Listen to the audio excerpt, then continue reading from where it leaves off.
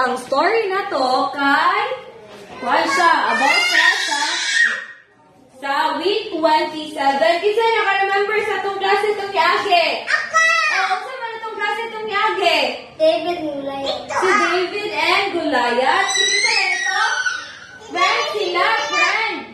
Si David o si Saul. Sino? Si sa ito? Oo. Si kinsa ganitong friend ni David? Si Jonathan. Si Jonathan ang friend ni David. Ano ganit? Unsaon ganit si David?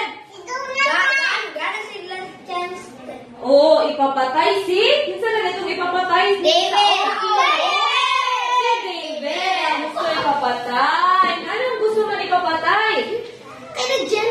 Oo, nag-jealous. Tapos, anong? Kinsa ni Jonathan si David? Kinsa na niya? Gitabangan ni Jonathan si David. Yes, gitabangan ni Jonathan si David. Nga, ang saman. Nga mabalaan, nga no, ipapatay si David sa iyang papa. Ano?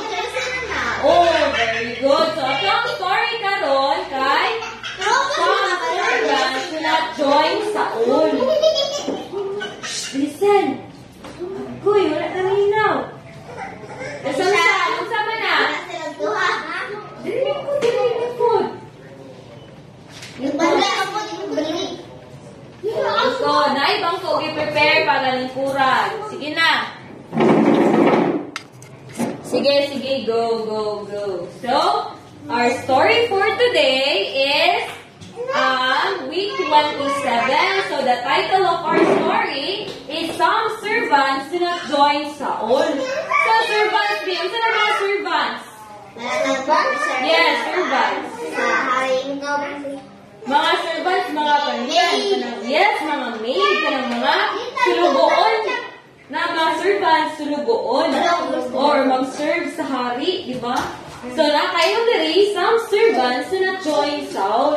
So, si Saul, ano sabi si Saul? Si Saul? Siya, ano ba? Si Saul kay King. King si Saul. Iyang anak si Jonathan. Then, iyang kalaban kay si David.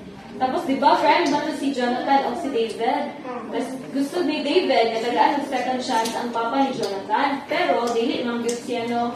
Dahil yun kayo si Saul.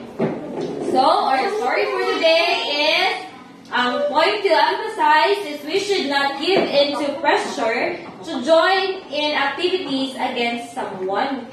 We should not give into the pressure to join in activities against someone. No. Oh, saan ang pressure, Kuya Ben? Saan pressure? Pressure. Kanang?